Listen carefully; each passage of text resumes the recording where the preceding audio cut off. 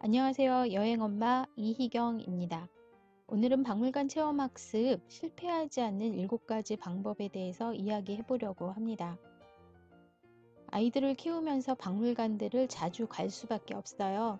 박물관에는 정말 우리가 경험해보지 못한 과거에 많은 것들이 있거든요. 또 역사와 가까워질 수 있는 좋은 방법이기도 하고요. 그만큼 부모님이나 아이들에게 에너지가 많이 필요한 곳이 박물관입니다. 어떻게 하면 박물관에서 더 좋은 체험을 할 수 있을까요? 부모님들은 박물관 예절은 또 알고 계세요? 우선 박물관에서는 좀 조용히 하고 뛰어서는 안 됩니다.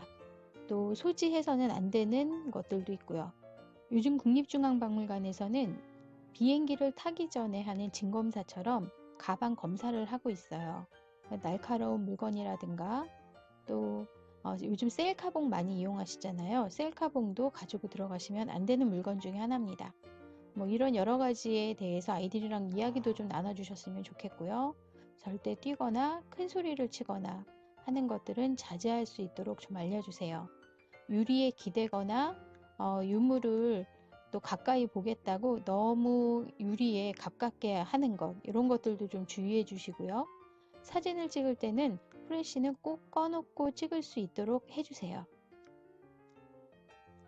자, 첫 번째, 박물관은 컨디션 좋을 때 가셔야 해요.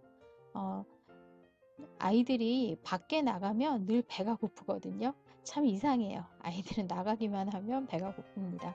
집에서 뭔가를 먹고 나왔어도 아이들은 곧 배고파지니까 박물관 들어가시기 전에 아이들이 배고프지 않도록 작은 간식이라도 좀 먹고 들어갈 수 있도록 해주시고요. 박물관에는 물을 마실 수 있는 정수기가 늘 있어요. 전시 관람하기 전에 물을 또 한 잔씩 마시고 화장실도 다녀오고 이렇게 시작을 해주시면 좋을 것 같아요. 너무 피곤한 날은 박물관을 피하셨으면 좋겠어요. 아이들의 컨디션이 좀 안 좋거나 유난히 좀 지쳐하는 날들 있잖아요. 계획을 잡으셨더라도 그런 날은 좀 피해 주시고요. 아침부터 이제 오늘은 박물관 가야지 하고 준비를 하다가 보면 아이들이 좀 늦게 하기도 하고 또 크고 작은 문제들이 생기기도 하잖아요. 그럴 때 너무 어머님들 화내지 마시고요. 그날만큼은 좀 아이들이랑 불편한 감정이 생기지 않도록 주의해 주셔서 좋은 느낌으로 박물관 갈 수 있도록 해주시는 게 좋을 것 같습니다. 두 번째, 모든 것을 보고 오겠다는 마음은 버리셨으면 좋겠습니다. 2시간 이상은 보지 않으셨으면 좋겠어요. 부모님들은 한번 가면은 되도록이면 많이 보고 싶어 하시거든요. 하지만 아이들에게는 아직 시대 구분도 없고요. 옛날이라는 이런 개념이 머릿속에서 굉장히 좀 복잡하거든요. 그런데 유물마저 많이 보고 오게 되면 이런 것들이 온통 뒤죽박죽 돼서 사실은 남는 게 없는 박물관 관람이 될 수도 있습니다. 그래서 되도록이면 욕심을 좀 버리셨으면 좋겠고요. 박물관은 박물관 피로도라는 게 있어요. 박물관이 자체가 주는 공간에서 오는 피로, 굉장히 넓고 조도는 낮습니다. 박물관의 유물들을 보호하기 위해서 조명들이 조금은 좀 어둡게 되어 있죠. 그런 곳에서 오래 있다 보면은 굉장히 피곤해집니다.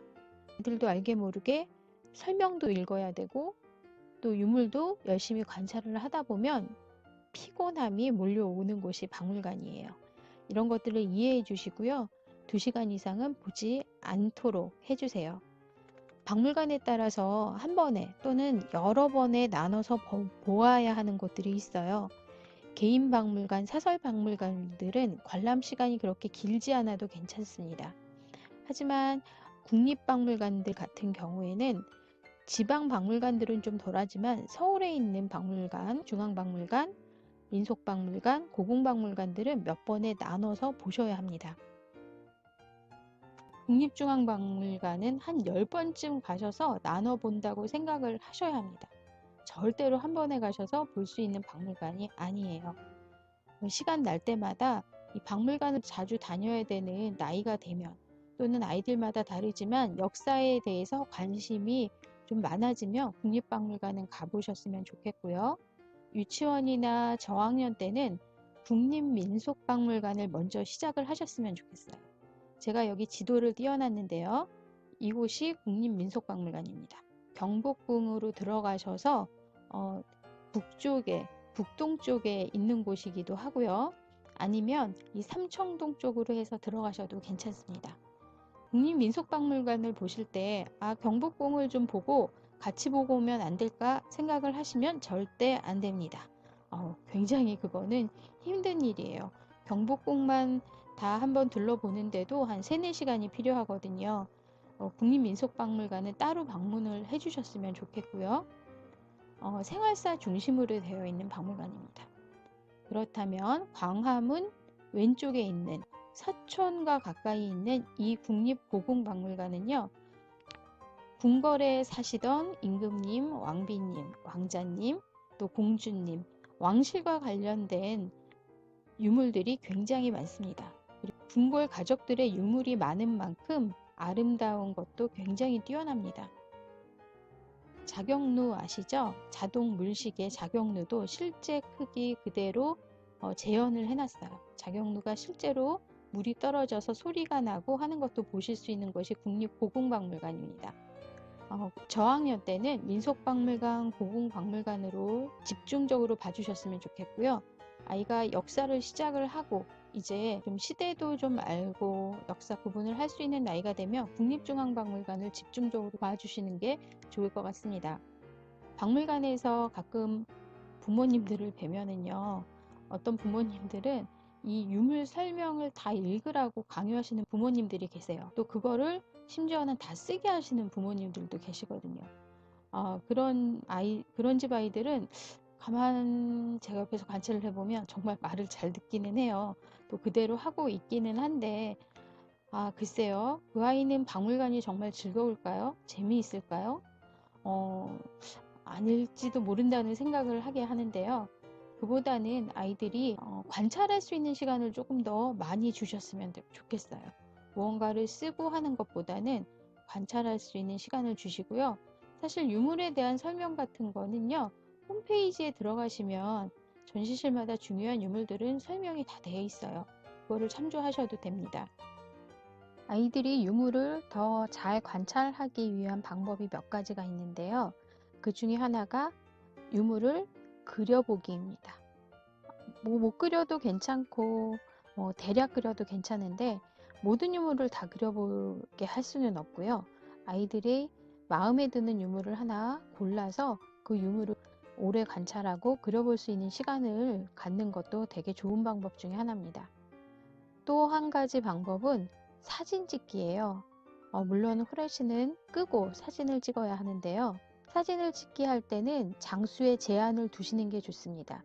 안 그러면 다니면서 마구 찍어대거든요. 그냥 생각 없이 10장만 찍기, 20장만 찍기 이렇게 사진을 찍는 장수에 제한을 주시면 아이들이 조금 더 신중하게 사진 찍기를 할 수가 있습니다.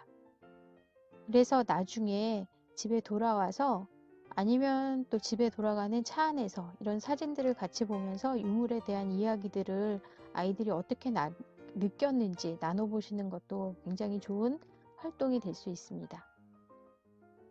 아이들이 궁금해지는 유물들이 이제 생기겠죠. 이건 되게 특이한데 이건 뭘까? 그렇게 되면 옆에 있는 설명을 자연스럽게 보게 되는데요.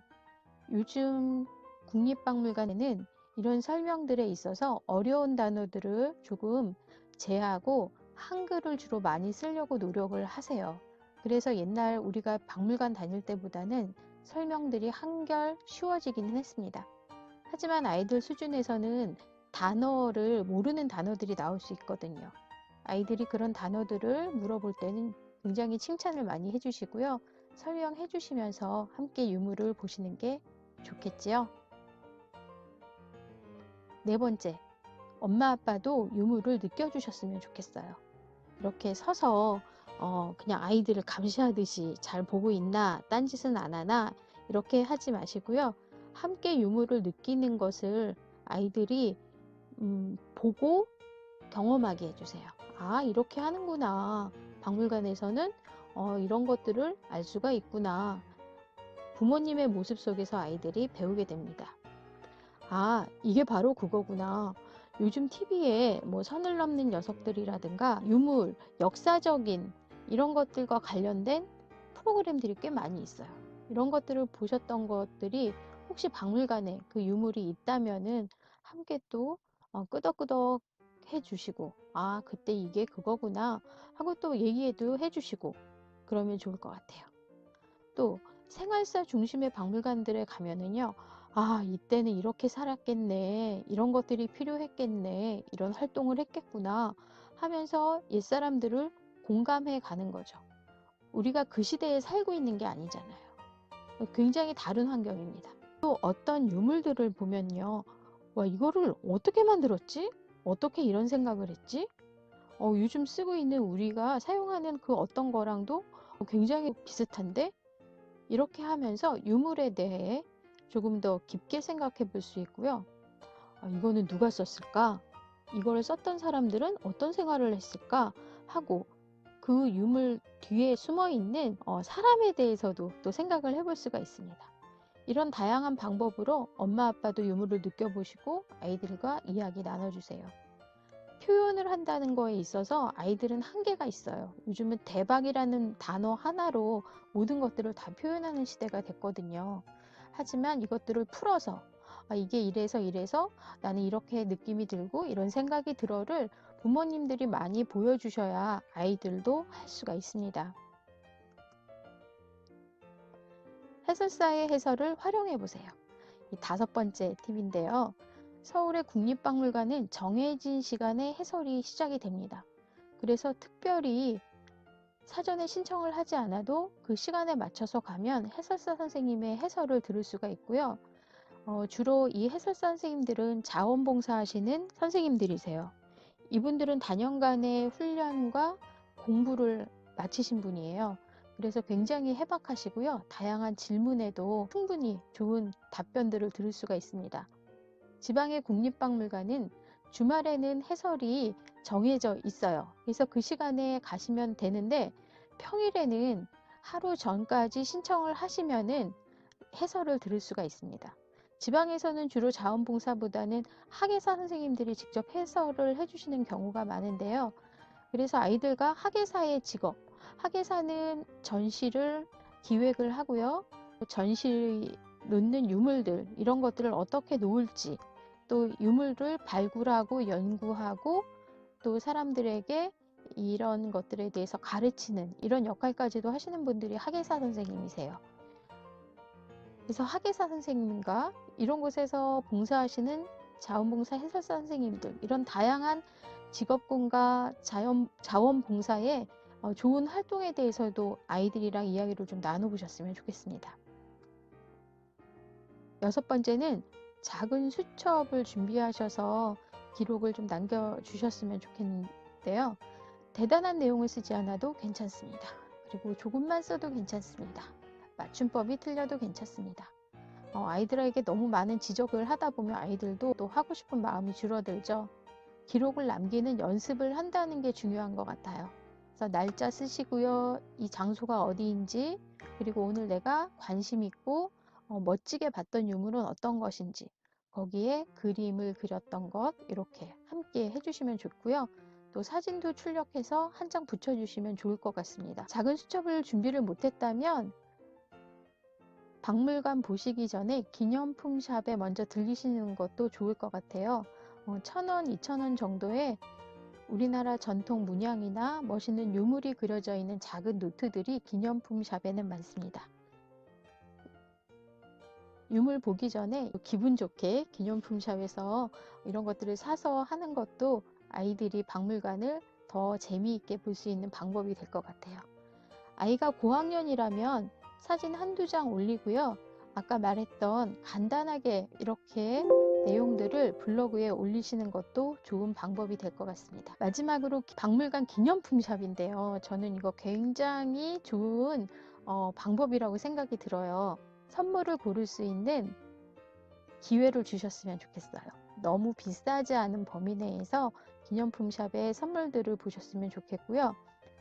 박물관들의 기념품 샵들이 굉장히 다양하고요. 잘 만들어진 기념품들이 너무 많습니다. 기념품샵 좀 봐도 뭐 30분에서 1시간은 금방 갈 것 같아요. 지금 여기에 보이시는 이거는 나전칠기 함이에요. 나전칠기 유물들이 시간이 지나서 굉장히 좀 어둡고 탁해 보이는 유물들이 많은데요. 여기에 이렇게 새 것의 나전칠기를 보면 아, 옛날 사람들이 이런 공예를 왜 했는지가 느껴지는 그런 기회가 되실 겁니다. 마지막으로 기념품 샵에는 관련 도서들이 많습니다. 우리가 큰 대형 서점에 가도요, 이런 책들을 이렇게 만나기가 쉽지는 않아요. 그것보다도 박물관 역사와 관련된 책들은 이곳에 더 많이 있을 거예요. 그래서 아이들이 온 기념으로 쉬운 박물관 역사 관련 책들을 하나 고를 수 있는 또 기회를 주셔도 좋겠고요. 박물관에서 발간한 유물 책들도 있습니다. 이런 책들도 아이들을 키우시는 부모님들에게 도움이 되실 수가 있어요. 기념품 샵에 가시면 관련 도서들도 꼭 챙겨보셨으면 좋겠습니다. 자, 오늘은 박물관 체험학습 실패하지 않은 7가지 방법을 말씀을 드렸는데요. 어떻게 도움이 되셨을까요? 우리가 아이들을 키우지 않았으면 하지 않을 많은 것들을 우리는 부모가 되면서 하게 됩니다. 그래서 많은 엄마 아빠들에게 여행하고 체험학습하고 박물관 가고 하는 이런 것들에 큰 도움을 좀 드리고 싶어요. 앞으로 좋은 콘텐츠 많이 만들어서 올리도록 하겠습니다. 오늘은 여기까지 하겠습니다. 여행엄마 이희경이었습니다. 좋아요, 구독은 좋은 콘텐츠를 만드는 데 큰 힘이 됩니다.